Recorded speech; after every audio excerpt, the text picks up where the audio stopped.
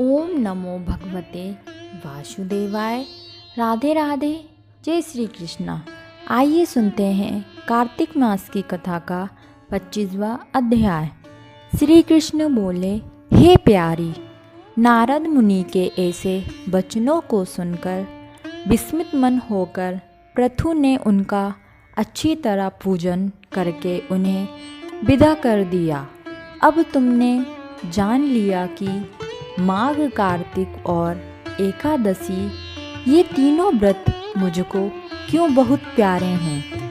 वनस्पतियों में तुलसी, महीनों में कार्तिक तिथि और तिथियों में एकादशी और क्षेत्रों में द्वारिका मुझको अति प्यारी है। जितेंद्रिय होकर जो इनका सेवन करेगा वे हमको इतना प्रिय होगा जितना यज्ञादिकों के करने वाला नहीं होता।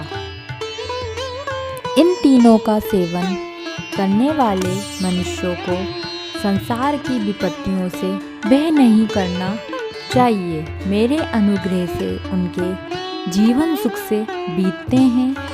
सत्यभामा बोली, हे नाथ, आपने जो कहा कि दूसरे के दिए हुए आधे पुण्य से कला तर गई, ये आश्चर्य है।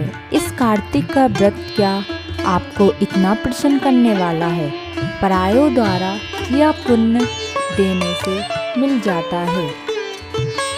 हे या बिना दिए भी सो आप कहो। श्री कृष्ण बोले, बिना दिए हुए पुण्य और पाप जिस कर्म से मिलते हैं तो तुम सुनो।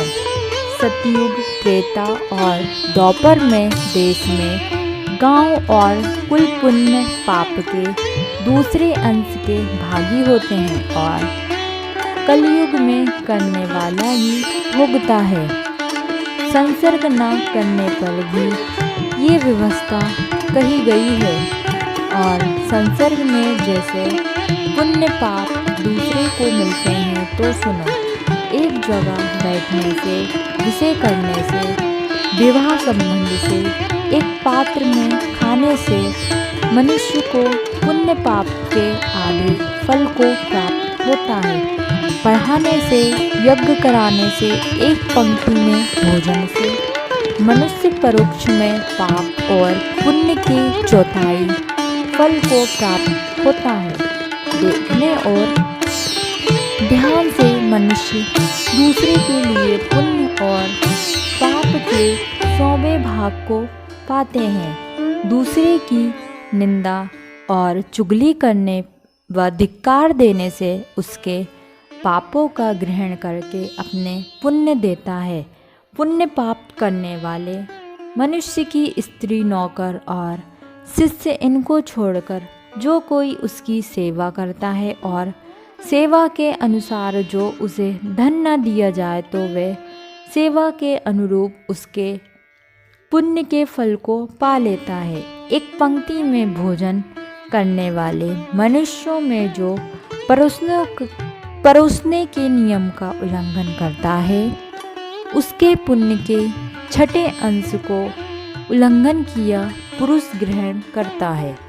स्नान संन्यादी करते समय जो दूसरे को छुए अथवा बात करे तो अपने पुण्य कर्म के 6ठे अंश को दूसरे को देता है।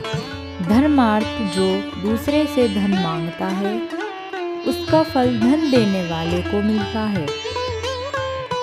पराया द्रव्य लेकर पुण्य करने वाला पापी है और धन देने वाले को पुण्य का फल मिलता है। जो मनुष्य दूसरे के ऋण को चुकाए बिना मर जाता है तब वह धन अपने धन के अनुसार उसके पुण्य फल को ले लेता है। जो आदमी शिक्षा देता है, सलाह देता है, सामग्री देता है और प्रेरणा करता है वे पुरुष पुण्य के 6ठे अंश को प्राप्त होता है।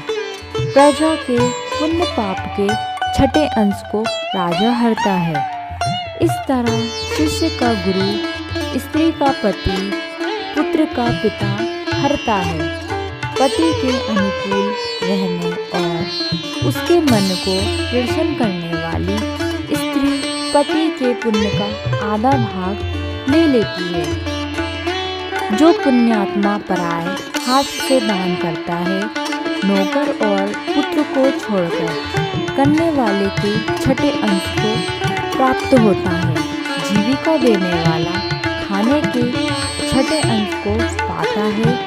जो वे उससे सेवा न करावे तो ऐसे बिना दिए इकट्ठे पुण्य भी मनुष्य को मिलते हैं, परंतु कलयुग में ये नियम नहीं है। पुण्य और पाप को भोगने वाला कर्ता ही होता है।